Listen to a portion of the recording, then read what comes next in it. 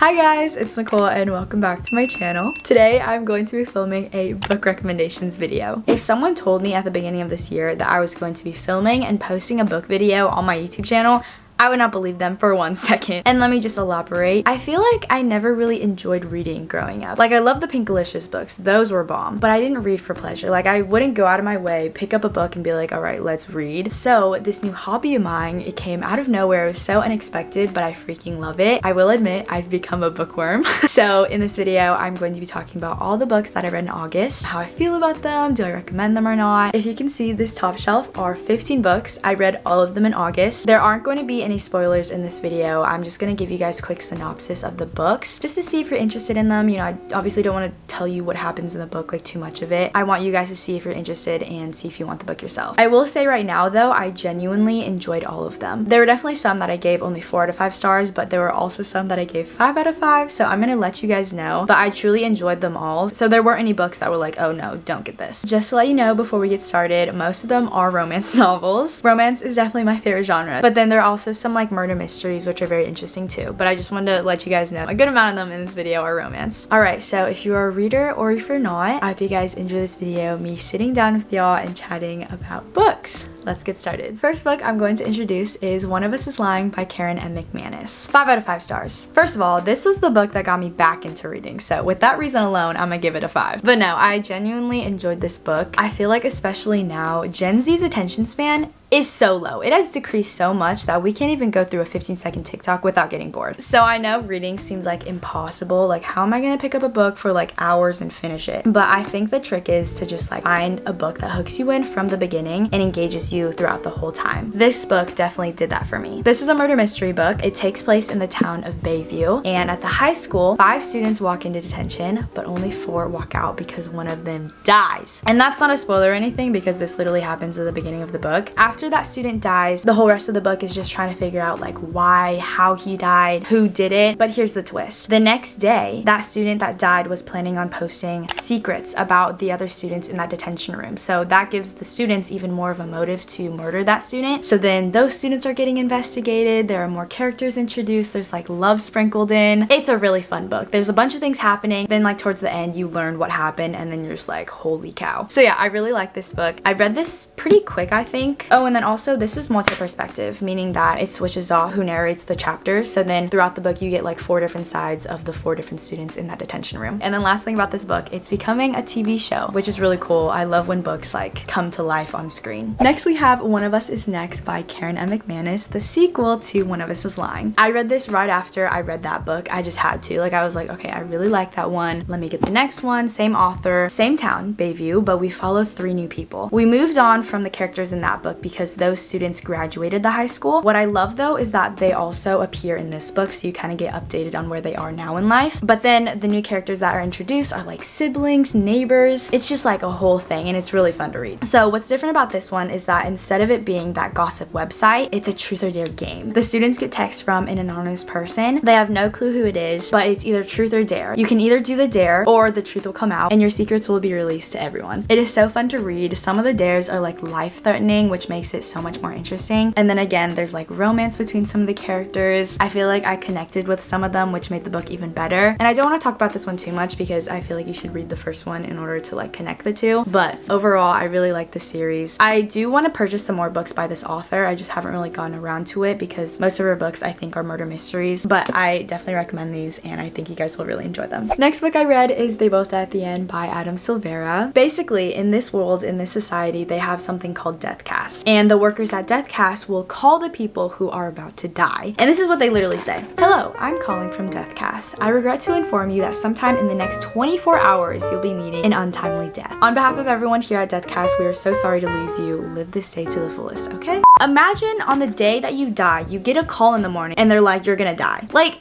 how scary is that? So in this book, it follows Rufus and Mateo, 2 guys who get the call from Deathcast, letting them know that they're about to die within the next 24 hours. Pretty sure New York. It takes place in NYC. And there's this website called Last Friend where you can make a profile and then they match you with your very last friend on your last day. So somehow they find each other and they just try to live their day to the fullest. It was super sweet, them just like going about their days together and trying to live it up. I did shed a few tears while reading this. My eyes were sweating. yeah, it was really sweet. I will say it was very slow in the beginning. Like, they didn't actually meet each other, I think, until the first 80 to 100 pages. So then I was kind of like, all right, is it gonna start soon? But when it picked up, it got really interesting. And then also the ending, it like explains everything and explains all the characters that were introduced, and you figure out that all of them were connected. So when you connect all of the dots, you're like, whoa. And then also the title, they both die at the end. Like, do they really die at the end? Find out yourself. The next book I read is The Silent Patient by Alex Michaelides. First of all, look how big this book is. It's like the size of my head. But this is a psychological thriller. Pretty intense book. There's this woman, her name is Alicia Berenson. It seems like she has a really good life. You know, she has a husband and she's living in this nice house. All of a sudden one day, she shoots her husband 5 times in the head. And then after that, she goes completely silent. Like, she does not say a word. So then obviously you're like, okay, why did she just do that? People are trying to figure that out. And even when people investigate her case, it goes nowhere since she won't say a word. So now she's in like a psych clinic. And then a few years later, this one psychotherapist, his name is Theo. And then Theo is narrating the book. He is trying to work at that psych ward and uncover what happened to Alicia Berenson. Like, why she did that to her husband, why she isn't saying a thing. So he's like trying to get her to talk and explain. Oh my gosh, this book uncovered so much, and like, I swear I got chills reading it. I don't know, it was just so intense. And then when you get to that one part where it explains everything, you're like, what the heck? I read that one chapter in the book and then I was like, I need to read it again. Like, I don't even know if I comprehended that. I would definitely say it's a lot more mature and kind of heavier than the other books in this video, but nonetheless, it was really cool. And like, I've never read like a horror book, but this is probably the closest one like to horror. Like, sometimes I think about this book at nighttime and I can't go to bed. So if you're into like psychological stuff, I definitely recommend this. Next book I read is Gone Girl by Gillian Flynn. I actually read this because my mom and her sisters, so my aunts, they love this book. So they read it a few years ago and they knew I was getting into reading at this time. So then they were like, you should read it. So then I did. I give this a 4 out of 5 stars. To be honest, it was really slow in the beginning. Like, I was reading it and I was like, why am I even reading? Like, I don't even understand. But then when it picks up, oh my gosh, it got so good. So this book follows a couple. What are their names? Sorry, it's been like a month since I read these. Nick and Amy. Yeah, Nick and Amy Dune, and it's their 5th wedding anniversary. So the book starts off the morning of their anniversary, but then later in the day, the wife goes missing. No one knows what happened. No one knows where she went. So they're investigating the case for the next few weeks, and they're like, what happened to this woman? And then all of a sudden, they pin it on the husband, because like, you know, like the couple, and then the wife dies and you're like, oh, it's obviously the boyfriend. But the thing is, every anniversary, the wife, Amy, she sets up a scavenger hunt for the husband. So then on that wedding anniversary, he's trying to like go to the clues and figure out what she left behind on the day that she went missing. It just uncovers so much, and then you get to a bunch of plot twists and you're like, whoa, what the heck? I'm pretty sure it happens in the middle of the book or something, but it is crazy. Like, my jaw was dropped for most of this book. I really like the wife in this book. I think she's very cool. But yeah, it was intense. It was fun to read. It did take me a little longer to read than all the other books because the writing's kind of small. I think there's like 400 pages, but really good book. I wouldn't say like my favorite, but it was still a very fun book to read. Next book is It Ends With Us by Colleen Hoover. My freaking baby. This is everything to me.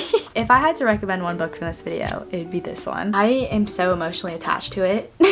I feel like it will forever be one of my favorite books. Anyways, this is the first Colleen Hoover book I ever read. Colleen Hoover has been my favorite author since. Before I start talking about it, I will say though, check the trigger warnings. There are some like sexual assault scenes, some abuse, so just so you know, this book is pretty heavy. And a lot of the books in this video are for older people. I would say before, if you purchase anything, to check with your parents on what you buy. Anyways, the synopsis of the book. This book follows a girl named Lily. She's like in her early 20s, I think 21 or 22. It starts off on a rooftop and she's kind of in like a low place in her life. Her dad just passed away. She doesn't really have the best relationship with her mom. She moved to Boston to kind of start off her life, and then on the rooftop someone else appears. It's a man.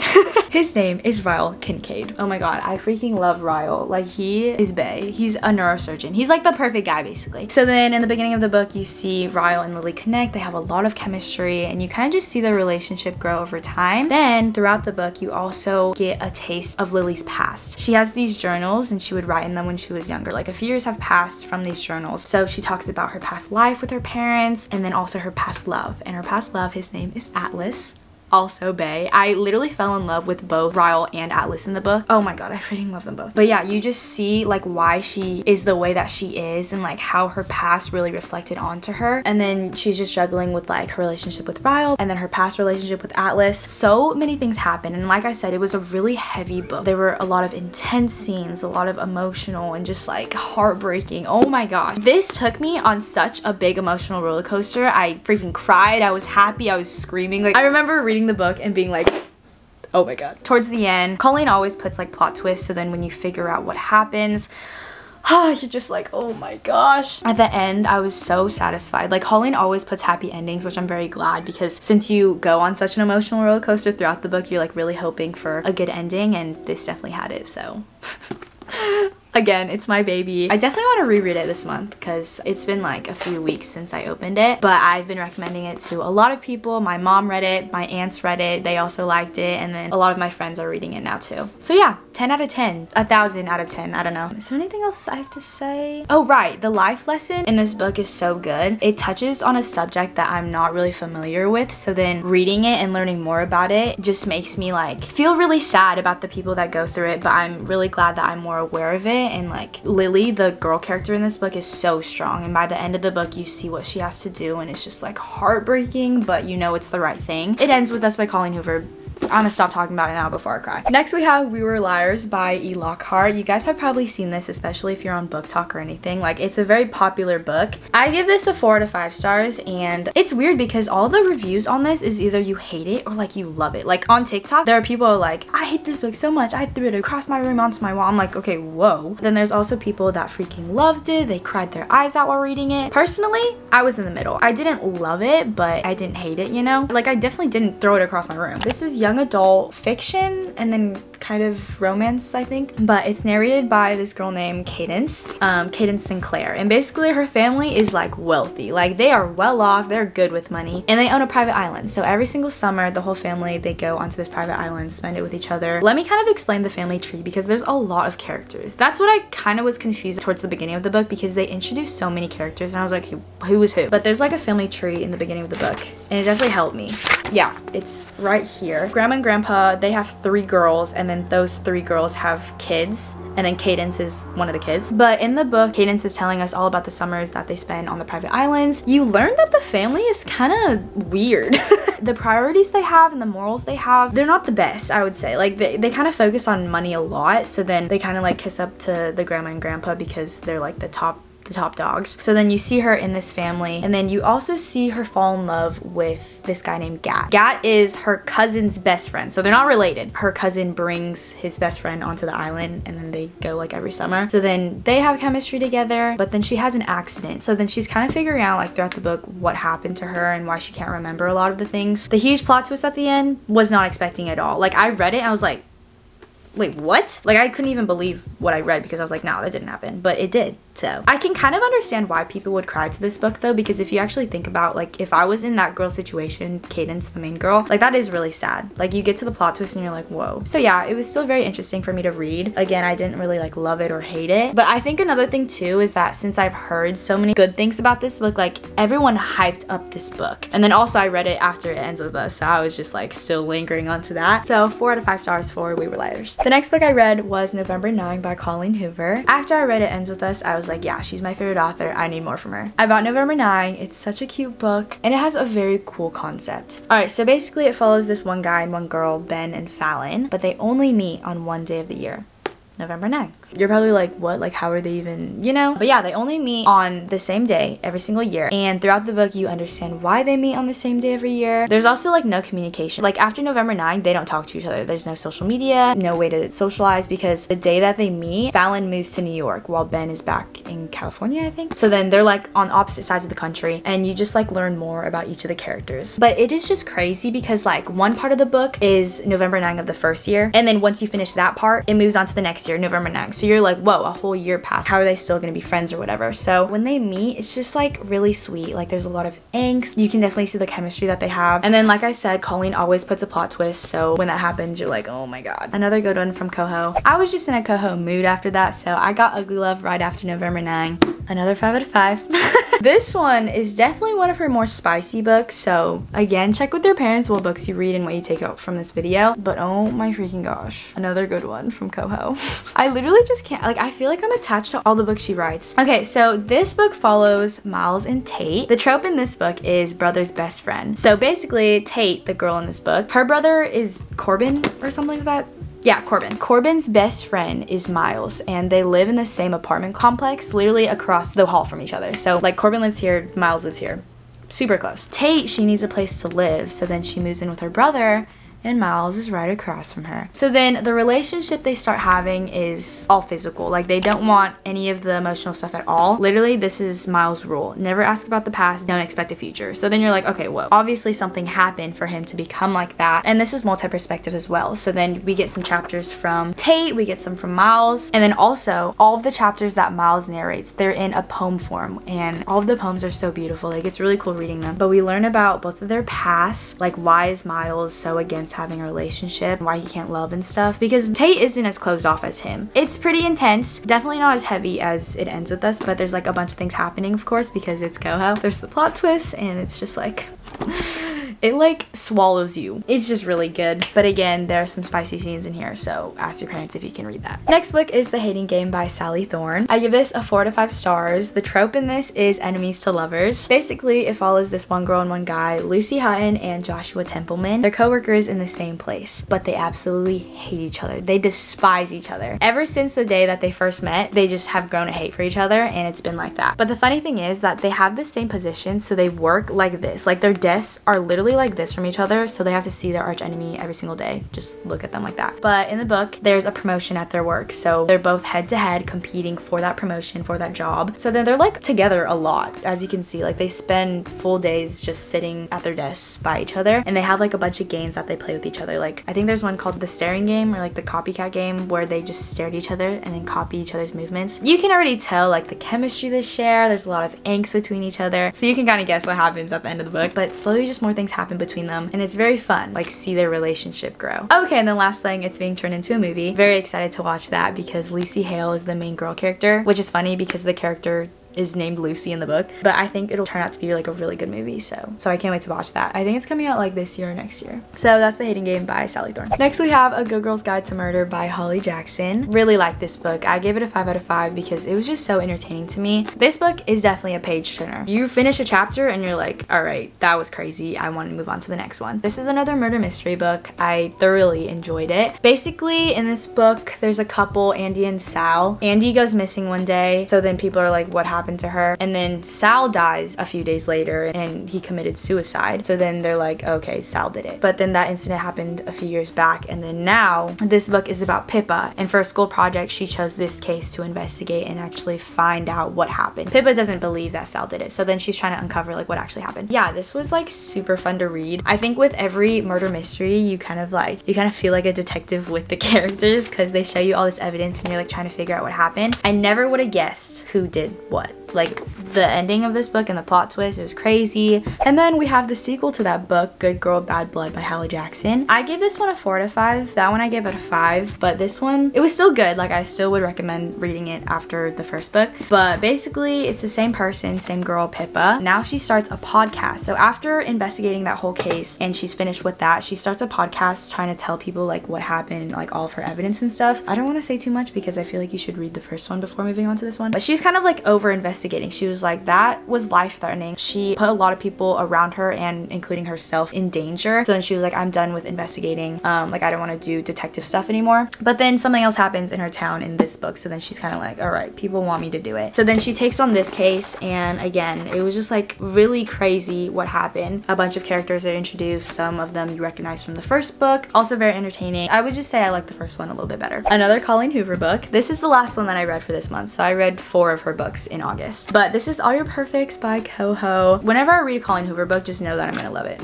I gave it a 5 out of 5. It follows this one couple, Quinn and Graham. Ugh, this is honestly such a heartbreaking book though. Like I feel like I'm about to cry.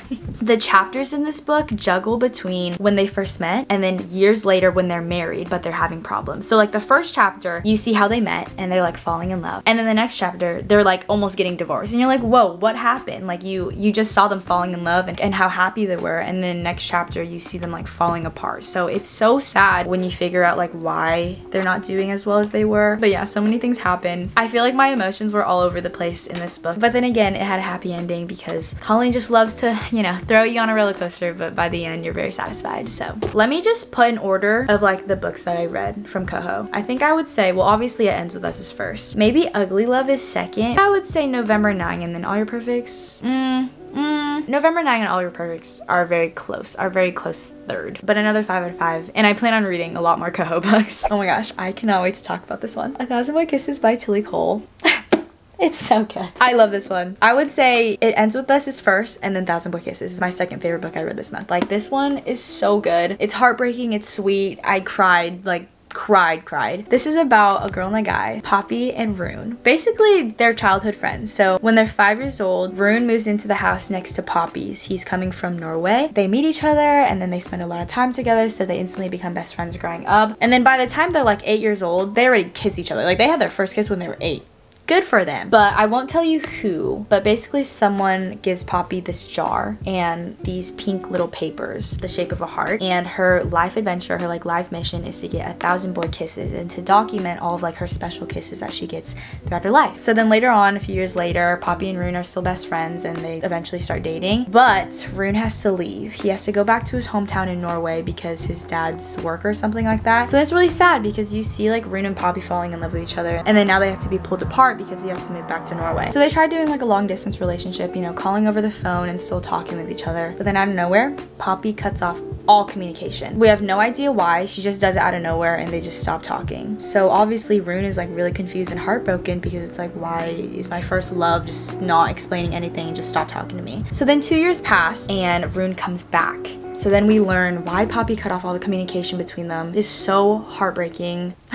I cried so hard, but I love Rune. He is bae. I love Poppy too. She's like such a light in this world. Like she is so positive and I love that. But like the life lessons in this book are super good. Very important stuff. So 5 out of 5 for 1,000 White Kisses. And last and final book of this video and what I read in August, this is Beach Read by Emily Henry. I give this a 4 out of 5 stars. Not gonna lie, not like my favorite. I still really liked reading it, but I think I heard so many hyped up things about it. Like a lot of people favorite this book for sure. It was like pretty good, okay to me. This follows a girl, her name is January, basically moves into her dad's beach house because he passes away, so then he leaves the beach house to her, and she's an author, so she goes to this beach house to get rid of her writer's block so she can just spend like the summer writing a book. But then her neighbor, his name is Augustus, or Gus for short, is her rival from college because he's an author too, so then they were always head to head during college, like trying to see who wrote better books and stuff. But he's also at his beach house trying to write a book, so they're both in writer's block. But they find out that it's each other and they remember like all the stuff that happened in college and they find out that they're both in writer's block. So they switch genres. January is usually a romance author while Gus is literary fiction. So in order to get out of the writer's block, Gus is going to write a romance novel while January is writing literary fiction. But in order to do that, they take each other on like these dates. They don't call them dates, but they sure do look like them. January takes Gus on like romantic stuff, like they go to a carnival together. That was super cute. And then Gus takes her on like these really intense interviews, like trying to do more research about those genres so you can get more of a feel on how to write for them, you know? So yeah, it's enemies to lovers and we see like this relationship building between them. I will say though, like at parts of the books, it wasn't even about them. Like some parts were about January only, some were about Gus, but it was still really fun to read. And those are all of the books that I read. All right, you guys, and those were all of the books that I read in August. That is the end of the book recommendation video. I had such a fun time filming this. I feel like I've gotten so passionate over books lately. Whenever people talk about books with me, I get so happy. Like I get so excited. It's just become such a new favorite hobby of mine, so I really hope I continue reading books. I hope I said everything I had to about these books, but I will say again that genuinely I really enjoyed reading all of them. Obviously you guys found out like all of my favorites and stuff, but I will put links to all of them down below if you want to check them out. Again, if you're younger, please check with your parents if you can read the books. A few of them are for more older ages, so just keep that in mind. And then also comment down below some other book recommendations and we can all chat about books. books down below. Although I do want to tell you guys the 5 new books I'm reading in the beginning of this month.